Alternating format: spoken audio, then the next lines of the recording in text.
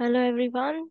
Today we will start with the chapter 3 of 11th class English supplementary. The chapter's name is Mother's Day and it is written by J.B. Presley. So basically, here are few characters of this chapter. First one is Mrs. Fitzgerald. Second one is Mrs. Annie Pearson. Third one is Doris Pearson. And fourth one is Cyril Pearson. And fifth one is Mr. George Pearson.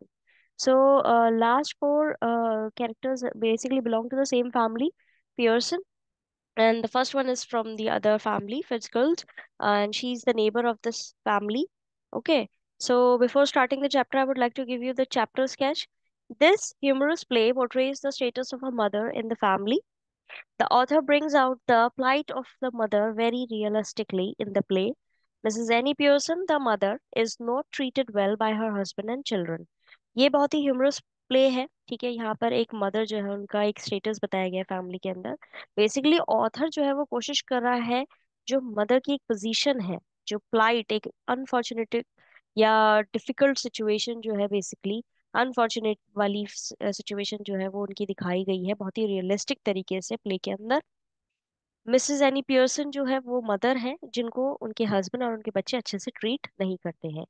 With the help of her neighbor, Mrs. Fitzgerald, and a magic spell which temporarily allows them to interchange their roles, she stands up for her rights. अब basically क्या होता है, उनकी जो neighbour है Mrs फिट्जगर्ल, वो उनको बोलती है कि भाई आओ आकर के मेरे पास में एक मैजिक स्पेल है, अपन पर्सनालिटी जो है वो कुछ समय के लिए टेम्पररी बेसिस पर इंटरचेंज कर देते हैं और उसके बाद में वो अपने हकों के लिए एक तरीके से स्टैंड लेती है। Mrs. Annie Pearson's family is shocked at the change, but they learn to behave properly with her so that she gets the respect that she deserves. क्या होता है जब ये रोल चेंज हो जाते हैं तो उनकी फैमिली शॉक तो हो जाती है, लेकिन कुछ समय बाद में उनको समझ आ जाता है कि भाई इनकी हमें रिस्पेक्ट करनी है। ठीक है। So now let's move on. So, first of all, scene the living room of the Pearson family. Afternoon, it is a comfortably furnished, much lived in room in a small suburban semi detached villa. If necessary, only one door need be used, but it is better with two, one up left leading to the front door and the stairs, and the other in the right wall leading to the kitchen and the back door. अब यहाँ पे scene हमें समझाया गया है कि living room है Pearson family का। दोपहर का समय है, काफी कंफर्टेबली फर्निश्ड रूम है, जो कि छोटा सा एक अच्छा मतलब कम small suburban semi detached villa है, यानी छोटी से शहर के अंदर छोटा सा विला टाइप का एक घर है इनका जिसमें ये रूम है। यहाँ पर एक दरवाजा जो है वो काफी रहता है, लेकिन यहाँ पर दो है। एक जो है वो लेफ्ट साइड में है फ्रंट डोर के, जो कि सीधे स्टेयर्स की तरफ जाता है, और दूसरा जो है वो किचन से लगा करके है। ठीक है, किचन के बैक डोर की तरफ लेके जाता है। There can be a muslin covered window in the left wall and possibly one in the right wall too. यहाँ पे मसलिन जो है उसे मतलब एक मसलिन कवर्ड विंडो, यानी कि विंडो के ऊपर जो पर्दा लगा हुआ है वो बताया गया है कि मसलिन का है, और पॉसिबली हो सकता है राइट वॉल पे भी यही चीज हो। The fireplace is assume to be in the fourth wall, और माना जा रहा है कि फायर प्लेस जो है जहाँ पे आग लगाई जाती है फॉरेन के घरों में।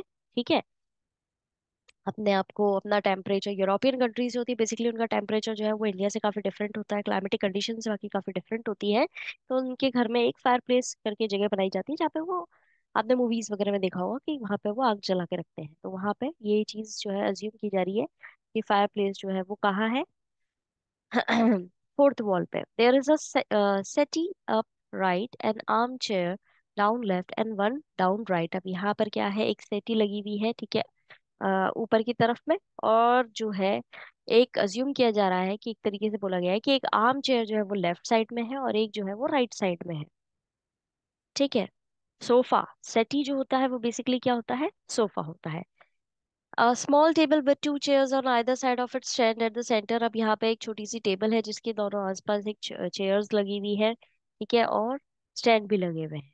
ठीक है, तो ये तो हो गया पूरा पोर्ट्रे कि किस तरीके से रूम को बताया गया है। ठीक है, now start we are starting with the chapter. When the curtain rises, it is an afternoon in the early autumn, and the stage can be well lit. Mrs. Pearson at right and Mrs. Fitzgerald at left are sitting opposite each other at the small table on which are two teacups and saucers and the cards with which Mrs. Fitzgerald had has been telling Mrs Pearson's fortune. अब basically क्या बोला गया है यहाँ पर कि अब जैसे ही पर्दे उठते हैं तो वहां पे क्या सीन आ रहा है, एक ऑटम का, अर्ली ऑटम का सीन है। ठीक है, इसके जो स्टेज है उस पर अच्छे से लाइटिंग हो रखी है, और पियर्सन जो है, मिसेस पियर्सन बैठी है राइट में और मिसेस फिट्जगर्ल जो है वो लेफ्ट में बैठी है, ऑपोजिट बैठी है एक दूसरे के। यहाँ पे आपको एक स्केच दे रखा है, ठीक है, पेंसिल स्केच सॉर्ट ऑफ दे रखा है। बीच में एक स्मॉल टेबल है और यहाँ पर कप्स रखे हुए हैं, सॉसर्स रखे हुए हैं, और ये दोनों टी कप्स जो है लेकर के बैठी हुई है, और कुछ कार्ड जो है वो लेके बैठी हुई है, जो मिसेस फिट्जगर्ल जो उसकी नेबर है मिसेस एनी पियर्सन की, वो उनका भविष्य बता रही है। ठीक है, मिसेस फिट्जगर्ल जो कि पड़ोसन है। Mrs. Pearson is a pleasant but worried looking woman in her 40s. Mrs. Fitzgerald is older, heavier, and a strong and sinister personality. अब यहाँ पर इनकी पर्सनालिटी के बारे में डिस्क्रिप्शन दिया गया है, एक लाइन बोली गई है जिसमें ये बताया गया है कि भाई मिसेस पियर्सन की जो बॉडी है वो बेसिकली कैसी है, उनकी पर्सनालिटी कैसी है। वो अच्छी है लेकिन वो थोड़ी सी चिंतित लग रही है, और वो करीब 40 के आसपास की उम्र की लग रही है। और दूसरी तरफ मिसेस फिट्जगल जो है वो थोड़ी सी ओल्डर है, ठीक है, हैवी है, यानी कि उनका वेट थोड़ा सा ज्यादा है, और साथ ही साथ स्ट्रॉन्ग और सिनिस्टर पर्सनालिटी की है। सिनिस्टर यानी कि स्ट्रॉन्ग, ही स्ट्रॉन्ग को लिए ही बोला जाता है, उस पर्सनालिटी की है। She is smoking. It is very important that these two should have sharply contrasting voices. Mrs. Pearson speaking in a light, flurried sort of tone, with a touch of suburban cockney perhaps, and Mrs. Fitzgerald with a deep voice, rather Irish perhaps. अब यहाँ पर इनकी आवाज़ों के बारे में थोड़ा सा आपको डिस्क्रिप्शन दिया गया है कि भाई मिसेस पियर्सन जो है उनकी आवाज़ थोड़ी सी सॉफ्ट है, ठीक है, वो बिल्कुल सॉफ्ट, एकदम कॉन्ट्रास्टिंग, पहले तो यहाँ पे बोला गया कॉन्ट्रास्टिंग वॉइसेस हैं, बहुत ही डिफरेंट है, ऑपोजिट है। मिसेस पियर्सन बहुत ही हल्का और फ्लरिड सॉर्ट ऑफ टोन है, यानी कि बहुत ही नर्वस और कंफ्यूज तरीके से जब बोलते हैं, ठीक है, उस तरीके से बोल रही हैं। और उनमें बेसिकली एक टच है सब अर्बन कॉकनी परहैप्स, यानी कि एक आवाज जो स्टाइल होती है लोगों की, जो ईस्ट लंदन के जो लोग होते हैं वो बोलते हैं, उस तरीके से बोल रही हैं वो। और दूसरी तरफ जो उनकी नेबर है वो काफी भारी आवाज वाली है, और उनकी आवाज जो है वो, उनका जो एक्सेंट है वो बेसिकली आयरिश है। जो लोग आयरलैंड में रहते हैं, आयरलैंड में रहते हैं, उनके लिए बोला जाता है आयरिश। ठीक है, Mrs. Fitzgerald collecting up the cards, and that's all I can tell you, Mrs. Pearson. Could be a good fortune, could be a bad one. All depends on how, on yourself now. Make up your mind, and there it is. अब यहाँ पे वो card पढ़ के बोल रही हैं उनकी नेबर कि भाई आप, मैं आपको यही बता सकती हूँ मिसेस पियर्सन कि आपका फॉर्च्यून जो है वो अच्छा हो सकता है। Could be a good Fortune, good हो सकता है, ठीक है, और अच्छा, बुरा भी हो सकता है। सब कुछ आप पे डिपेंड करता है। आप अपना दिमाग जो है उसको थोड़ा सा मेकअप करिए, मतलब एज इन की उसको सेट करिए, उसके अंदर एक स्थिरता लाइए, और फिर आपका फॉर्च्यून जो है वो बेसिकली आपके सोच पर डिपेंड करेगा, आपके परसेप्शन पर डिपेंड करेगा। Mrs. Pearson, yes, thank you, Mrs. Fitzgerald. I'm much obliged. I'm sure it's wonderful having a real fortune teller living next door. Did you learn that out east too? अब यहाँ पे वो reply दे रही है, thank you Mrs फिट्जगल, मैं आपके लिए बहुत कृतज्ञ हूँ कि आपने इतना कुछ मेरे को बताया, और ये बहुत ही अच्छी बात है कि एक रियल फॉर्चून टेलर जो है, भविष्य बताने वाला, वो एकदम मेरे पड़ोस में ही रहता है। क्या आपने ये चीज भी ईस्ट में ही सीखी थी? Mrs. Fitzgerald, I did 12 years I had of it with my old man rising to be lieutenant quartermaster.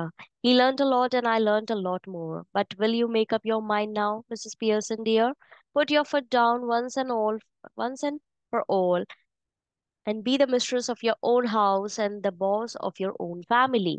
अब यहाँ पे वो रिप्लाई दे रही है कि हाँ, मैंने ये करीब 12 साल पहले मैं सीखा था, जब मेरे ओल्ड मैन जो है, मेरे मतलब मेरे हस्बैंड जो है बेसिकली वो लेफ्टिनेंट क्वार्टर मास्टर थे। उन्होंने भी कुछ बहुत कुछ सीखा और मैंने और भी बहुत कुछ सीखा। लेकिन क्या अब आप अपना माइंड परसेप्शन जो है वो चेंज करेंगी? क्या आप अपना put your foot down, as in की यहाँ पे ये एक तरीके से फ्रेज है जो बोला गया है, यूज किया गया है, टू बी वेरी स्ट्रिक्ट, ठीक है, कि आपको स्ट्रिक्ट होना पड़ेगा। पुट योर फुट डाउन, ये वाली जो लाइन है बेसिकली इसको आप इस्तेमाल कर सकते हो, इसको, ये फ्रेज है, उसको आप यूज कर सकते हो अपने आगे भी। अगर आपको ये बात बोलनी हो कि भाई आपको थोड़ा सा स्ट्रिक्ट होना पड़ेगा, उसके लिए तो आप ये लाइन यूज कर सकते हो, once and for all and be the mistress of your family. ठीक है, कि भाई अब आपको अपने अथॉरिटी लेनी पड़ेगी। यहाँ पे मिस्ट्रेस का मतलब है विमेन विद अथॉरिटी, कि आपको अपने हाथों में एक अच्छा सा वो कंट्रोल लाना पड़ेगा, ठीक है, और बॉस बनना पड़ेगा अपनी फैमिली का। Mrs Pearson smiling apologetically. That's easier said than done. Besides, I'm so fond of these them, even if they are so thoughtless and selfish. They don't mean to be. अब यहाँ पर ये एक sorry feel करते हुए बोल रही हैं कि यार ये कहना आसान है पर करना मुश्किल है। और इसके अलावा मैं अगर देखूँ तो मैं उन सबको ही पसंद करती हूँ, भले ही वो बिल्कुल विचार नहीं करते और बहुत ही सेल्फिश है। मुझे लगता है कि वो ये सारी चीजें मीन नहीं करते, मतलब उनका असल उद्देश्य, उनकी इंटेंशन ऐसी नहीं होती है। Mrs. Fitzgerald cutting in, maybe not, but it would be better for them if they learn to treat you properly. अब यहाँ पे मिसेस फिट्जगर्ल ने वहीं उसे रोक दिया, उसकी बात को, और बोला कि हो सकता है ऐसा हो, लेकिन उन्हें सही तरीके से आपको ट्रीट करना आना चाहिए। मिसेस पियर्सन कह रही है, yes I suppose it would in a way. मेरे को लगता है हाँ वो करेंगे एक समय पर, एक तरीके से। Mrs Fitzgerald, no doubt about it at all. Who's the better for being spoiled grown man, lad or a girl? Nobody. You think it does them good when you run after them all time, take their orders as if you were the servant in the house, stay at home every night while they go out enjoying themselves? Never in all your life. It is the ruin of them as well as you. Husbands, sons, and daughters should be taking notice of wives and mothers, not giving them orders and treating them like dirt. And don't tell me you don't know what I mean, for I know more than you have told me.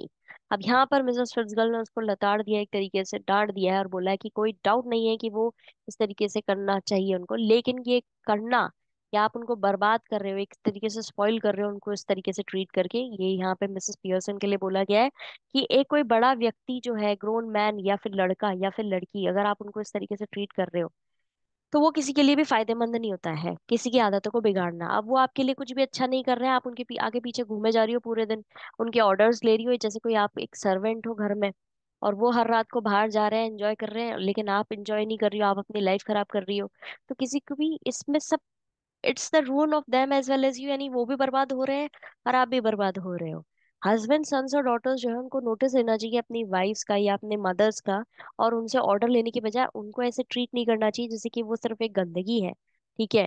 या फिर उनको ये नहीं बोलना चाहिए, अब तुम मुझे ये मत बताना, अब ये यहाँ पे उसको बोल रही कि तुम मुझे अब ये मत बोलना कि तुम्हें समझ में नहीं आ रहा है कि मैं क्या कह रही हूँ, या तुमने मेरे को जो बोला है, कि मेरे को जो बताया है उससे मैं ज्यादा जानती हूँ, या मतलब एक तरीके से डिनायल में मत चली जाना जो मैंने अभी बात कही उसको लेके। Mrs Pearson dubiously keep dropping a hint. अब यहाँ पे ड्यूबियसली का मतलब है एक अनश्योर मैनर, ठीक है। और वो बोल रही है कि keep dropping a hint as in की बेसिकली कि हाँ मैं उनको एक तरीके से हिंट दे रही हूँ कि मुझे ये चीज अच्छी नहीं लग रही है। अब वो बोलती है, hint, it's more than hints your family needs Mrs Pearson. Hint देने की नहीं, हिंट से ज्यादा चीज करने की जरूरत है मिसेस पियर्सन। वापस से वो वही अनश्योर उसमें बोलती है, I suppose it is but I do hate any unpleasantness and it's so hard to know where to start. I keep making up my mind to have it out with them but somehow I don't know how to begin. She glances at her watch or at a clock. Oh, good gracious, look at the time. Nothing ready, and they will all be home any minute, and probably all in a hurry to go out again. अब ये सब चीजें वो जब बोल रही है, discuss कर रही है, तब क्या हो रहा है, वो उसको बोल रही है कि मेरे को कोई सा भी अनप्लीजेंटनेस पसंद नहीं है, लड़ाई पसंद नहीं है, क्वारलिंग जो होती है बेसिकली, वो बिल्कुल भी पसंद नहीं है। और उनको, मेरे को समझ में नहीं आता कि कैसे स्टार्ट करना है, और मेरे को अपना माइंड कैसे मेकअप करना है, एज इन की कैसे सेट करना है।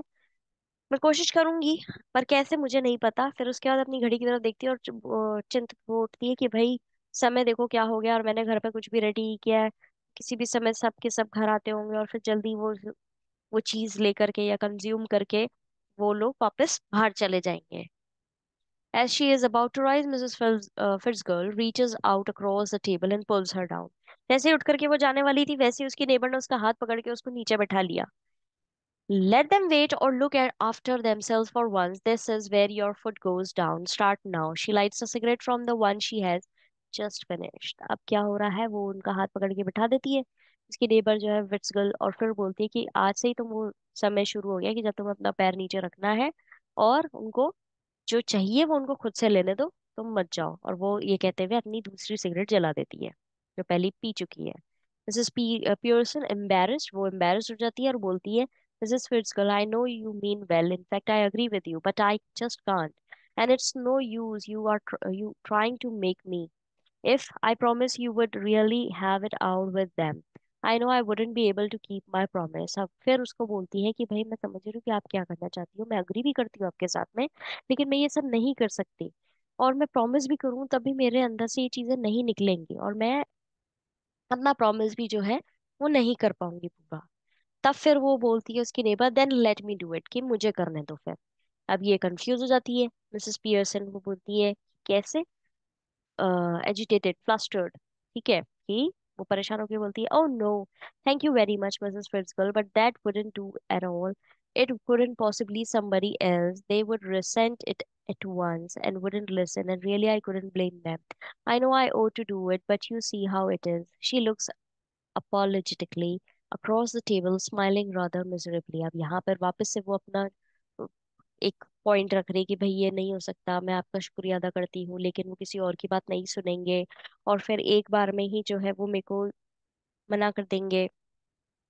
और मैं जानती हूँ, मैं किसी को ब्लेम नहीं करती हूँ, मैं उनको भी ब्लेम नहीं कर रही हूँ, लेकिन मुझे ये करना ही पड़ेगा. I know I ought to do it, but आप जानती है कि ये कैसे होगा. और फिर वापस से टेबल की तरफ देखने लगती है, अजीब तरीके से स्माइल करने लगती है.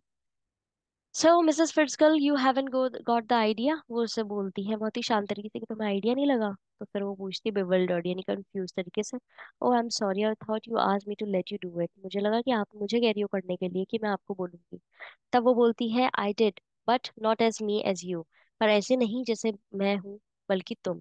पर I don't understand, you couldn't be me, पर मैं समझ नहीं पाई कि आप मेरे, मतलब कैसे करेंगी आप ये. वी चेंज प्लेसेस, अब मिसेस फिट्जगर्ल बोलती है कि चेंज करेंगे हम प्लेसेस, और really bodies. You look you look like me, I look like you, कि हम बॉडीज जो है वो इंटरचेंज करेंगे, एज इनकी सोल्स जो है वो इंटरचेंज करेंगे कुछ टेम्पररी टाइम के लिए. मैं तुम्हारी तरह दिखूंगी, तुम मेरी तरह दिखोगी. अब मिसेस पियर्सन बोलती है, बट दैट्स इम्पॉसिबल, ये तो इम्पॉसिबल है. तब मिसेस फिट्जगर्ल बोलती है, how do you know, ever tried it, तुम्हें क्या पता, तुमने कभी ट्राई किया है. तो फिर वो बोलती है, नो ऑफ कोर्स नॉट, नहीं किया है, बिल्कुल नहीं किया है. मिसेस फिट्जगर्ल जो है वो बोलती है, आई हैव, मैंने किया है, not for some time but it still ought to work, लेकिन कुछ समय के लिए काम करता है. वोंट लास्ट लॉन्ग, ज्यादा समय नहीं लगता, ज्यादा समय तक नहीं चलता, but long enough for what we want to do, लेकिन इतना समय चलता है कि जितना हमें ये काम करने में टाइम लगेगा. लर्न इट आउट ईस्ट, और ईस्ट में ही मैंने ये सीखा है. Of course where they are up to all these tricks, of course वहाँ पे ये सारी चीजें, ट्रिक्स जो अप्लाई की जाती है.